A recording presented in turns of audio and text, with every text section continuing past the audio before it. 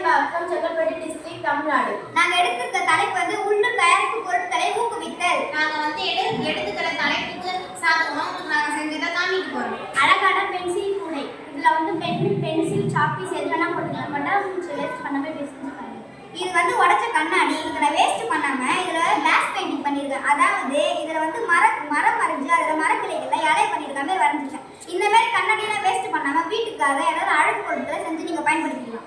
நான் வந்து ஷூட் கேஸ்ல வைக்கிற மாதிரி ஒரு மயில் வடிவில செஞ்சிருக்கேன். அதுக்கப்புறம் வந்து குழந்தைங்க வந்து பிளாஸ்டிக் பால்ல விளையாடுறாங்கன்னா அதுல பேப்பர் பால் செஞ்சிருக்கேன். இது வந்து தோரணம். வீட்டில் எதுனா நிறைய விசேஷங்கள் வந்தா அது வந்து தொங்கறதுக்காக நான் அழகா செஞ்சிருக்கேன். இது பார்த்தீங்கன்னா பூஜாடி. இதை பார்த்தீங்கன்னா நம்ம வந்து குங்குமத்தால இந்த வந்து பெயிண்ட் பண்ணியிருக்கேன். இது பார்த்தீங்கன்னா பெயிண்ட் தான். இதை பார்த்தீங்கன்னா நம்ம வீட்டில் வைக்கிற அழகு பொருட்களை நம்ம பயன்படுத்திக்கிற வாசல்களில் வைக்கலாம்.